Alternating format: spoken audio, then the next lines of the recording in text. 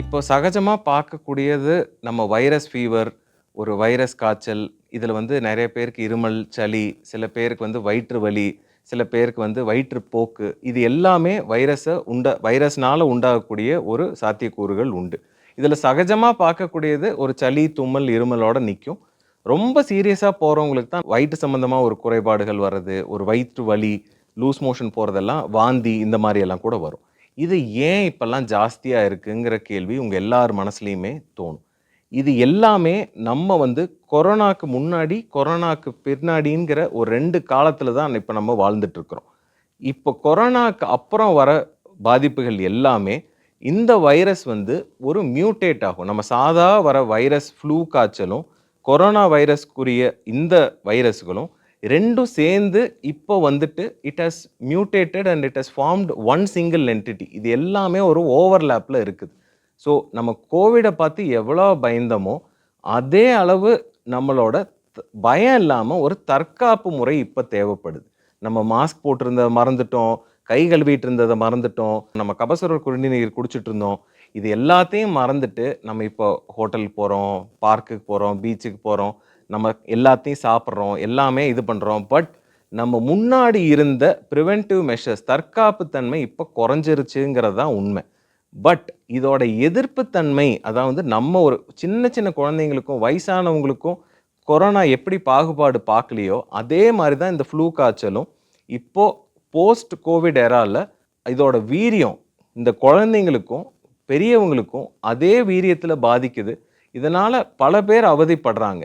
So நாங்க இதனால என்ன சொல்ல வரோம்னா, உங்களோட எதிர்ப்பு தன்மைய இம்ப்ரூவ் பண்றக்கு நீங்க கொரோனா காலகட்டத்தில எவ்வளோ பாதுகாப்பான உணவும், ஆரோக்கியமான உணவும் வச்சு, தற்காப்புக்காக நீங்க என்னென்னலாம் மாஸ்க்கோ, கை கழுவுறதோ, ஒரு நல்ல குடிநீர் குடிச்சதோ, இது எல்லாமே பாதுகாக்கிறது முக்கியம். இத விட முக்கியம் இன்டோர் ஏர் பொல்யூஷன் அப்படின்னு சொல்லுவாங்க. நம்ம ஒரு ரூம்க்குள்ள ஒரு 20 பேத்துக்கு மேல ஒரு பெரிய ஹாலா இருந்தாலுமே, அந்த இடத்துல நம்ம மாஸ்க் போட்டிருக்கிறது அவசியம். ஏன்னா, ஒரு ஏசி ஹால்ல காத்துங்கிறது சுத்தகரிக்கப்பட்ட காத்து கிடையாது. ரீசர்க்குலேட்டட் காத்து.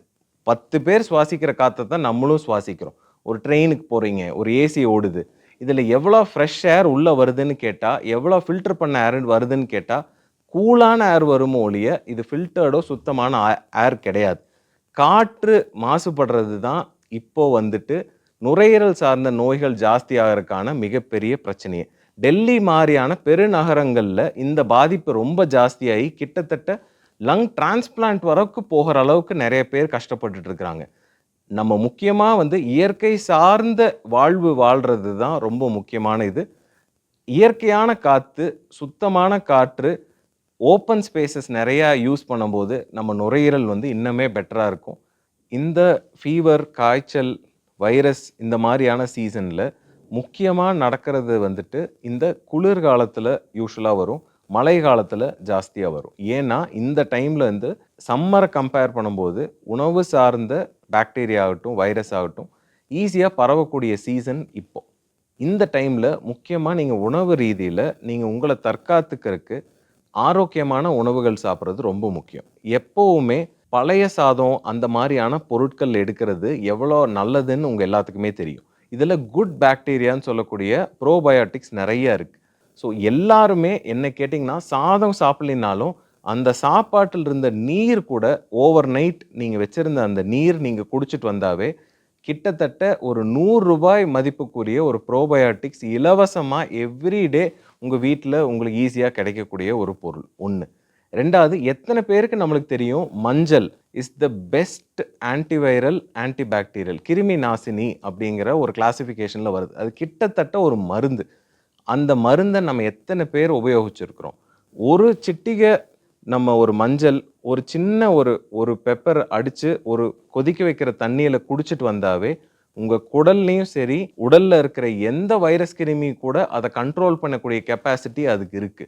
குடல்ல வந்து இருக்கிற கெட்ட பாக்டீரியா, நல்ல பாக்டீரியாவ வந்துட்டு மெயின்டெயின் பண்ணி ஒரு சமநிலையில வச்சிருக்கிறதுக்கு, இந்த மஞ்சள் வந்து எத்தன உபயோகப்படுத்துதுங்கிறது வந்து ஒரு பேஷண்ட்டுக்கு மட்டும் இல்ல, ஒரு வியாதி இருக்கிறவங்களுக்கு மட்டும் இல்ல, நம்மள மாரி ஒரு சகஜமா இருக்கிறவங்க எல்லாத்துக்குமே தெரிய வேண்டிய ஒரு பொருள். 2வது விஷயம், நம்ம இறைச்சி, நம்ம நான் வெஜிடேரியன் இதெல்லாம் வந்து அந்த காலத்துல சாப்பிட்டிருந்த மாரி, அன்னைக்கு சாப்பிடுற பொருள் அன்னைக்கே சாப்பிட்டு முடிச்ச ஒரு பழக்கம் இருந்தவங்க. அந்த காலத்துல ஃப்ரிட்ஜ் கிடையாது. இப்ப நம்ம ஃப்ரீசர்ல வச்சோ, ஃப்ரிட்ஜ்ல வச்சோ, ரீஹீட் பண்ணி சுட வச்சு சாப்பிடும்போது, ஒரு சின்ன பாக்டீரியா அந்த இறைச்சியில இருந்தா, அத ஹீட் பண்ணும்போது ஒரு ஒரு தடவையும் அந்த ஹீட்டுக்கு அந்த பாக்டீரியா, வைரஸ் வளரும். அத நீங்க சாப்பிடுறீங்க. மறுபடியும் ஃப்ரிட்ஜ்ல வைக்கிறீங்க. மறுபடியும் ஹீட் பண்றீங்க. மறுபடியும் சுட வைக்கிறீங்க. அது மறுபடியும் வளரப்போது, நீங்க சாப்பிடுறீங்க. இந்த மாரி ரெஃப்ரிஜரேஷன் பொருட்கள் வந்து எத ரெஃப்ரிஜரேட் பண்ணி நம்ம ரீயூஸ் பண்ணணும், எத அன்னன்னைக்கு சாப்பிட்டத நம்ம டிஸ்கார்ட் பண்ணணுங்கிறத ஒரு தெளிவு நம்ம எல்லார் ஃபேமிலிலயும் வரணும். இந்த மாரியான ஒரு பேசிக் பிரிகாஷன்ஸ் நம்ம டெய்லி கடைபிடிச்சாவே, நம்மளோட வியாதிகள் இந்த மாரி வைரஸ் வர்றது, இதெல்லாம் விட எதிர்ப்பு தன்மை நம்மளுக்கு நேச்சுரலாவே இம்ப்ரூவ் ஆகும். இது எல்லார் வீட்லயும் சேர வேண்டிய ஒரு முக்கியமான பதிவு.